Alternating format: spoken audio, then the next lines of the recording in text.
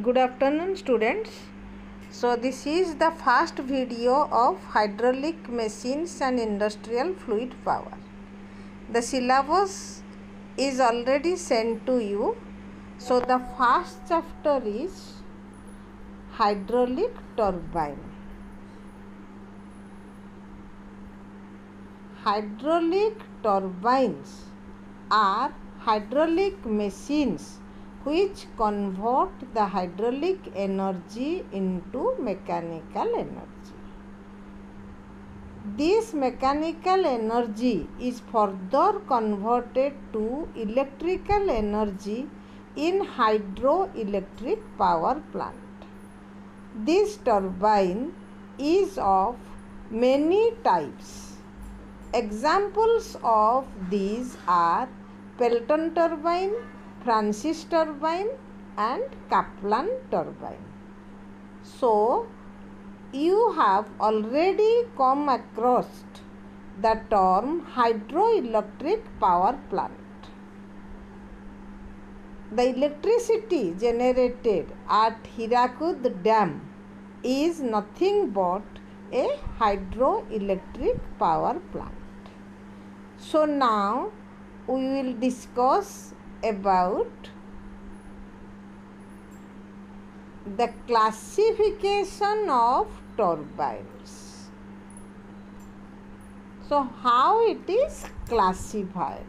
It is classified on the basis of 5 different bases. The first one is according to action of water on turbine blades.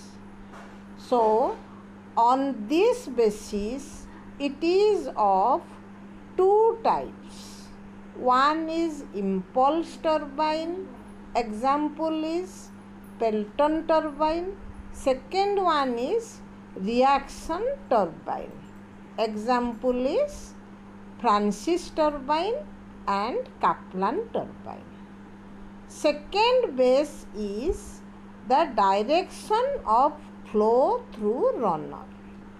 One is radial flow turbine and the second one is axial flow turbine or parallel flow turbine. Example of axial flow turbine is Pelton turbine. And radial flow turbine is again divided into two types. One is inward flow turbine and the other one is outward flow turbine. The third base is the head at the inlet of turbine. According to the head, it is again classified into three types. One is high head turbine, example is Pelton turbine. Second one is medium head turbine, example is Francis turbine, and third one is low head turbine, example is Kaplan turbine. The fourth base is specific speed of the turbine. So, low specific speed turbine, the specific speed is in between 10 to 25, example is Pelton wheel.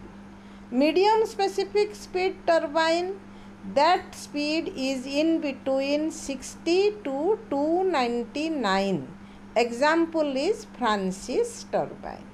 And the third one is high specific speed turbine, that is speed between 300 to 1000 and example is Kaplan turbine. So, the fifth base is quantity of water available. One is high discharge, the example is Kaplan turbine. Second one is medium discharge, the example is Francis turbine. And the third one is low discharge, the example is Pelton wheel. So, we will discuss in detail about these three turbines, Pelton turbine, Francis turbine and Kaplan turbine. Before going for the detailed discussion, first we will have a idea about hydroelectric power plant where the turbines are used. So this is the figure of a hydroelectric power plant with Pelton turbine. So from the figure it is clear that the head of the turbine water is increased by constructing a dam, and this is known as head race, and the tail race is at the outlet of the penstock, that is at the level of the nozzle. So from the head race to the tail race, the difference is known as gross head. So if we consider the friction loss, then the head will be decreased, and this head is known as net head. So from the figure it is clear the water comes from the water reservoir through the penstock, and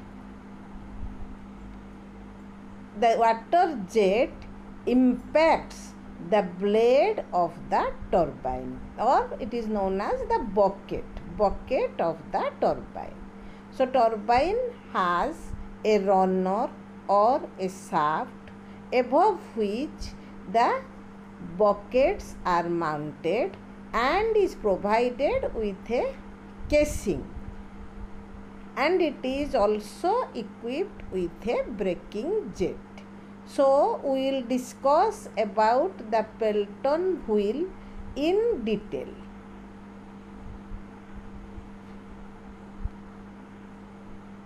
So before discussing about the Pelton wheel, I will discuss two terms which I have already shown in the figure. One is gross head, that is the difference between the head race and tail race level when no water flows in the penstock. So this head is denoted as Hg, and another head is net head. Net head is derived when we consider loss due to friction between penstock and the water flowing through the penstock. So net head is the difference between the gross head and head loss due to friction, that is Hg minus Hf. Already previous chapter you have read about head loss due to friction, that is Hf equal to 4FLV square by 2dg, where d is the diameter of the penstock, L is the length of the penstock, and v is the velocity of flow. So after knowing about the head, we will discuss about the construction of impulse turbine. After discussion of construction, I will discuss about the working principle of Pelton wheel, by which we can measure different efficiencies of the turbine. So the main parts of the Pelton turbine are penstock, spear and nozzle, runner with buckets, casing, governing mechanism, braking jet and surge tank. So I will discuss these parts one by one. So what is penstock? You have seen in the diagram, penstock is nothing but a large size conduit which conveys water from high level reservoir to the inlet of the turbine. So it is a pathway, pipe. Then at the end of the penstock, the nozzle is fixed. So what is nozzle? Nozzle is attached at the inlet of the turbine to increase the velocity of flow. Hence, it also increases the kinetic energy of the water jet, which will impinge on the bucket of the turbine. So, spear is a needle-shaped element used inside the nozzle to change annular area of the nozzle by forward or backward movement. This is used to control the flow of water to the turbine.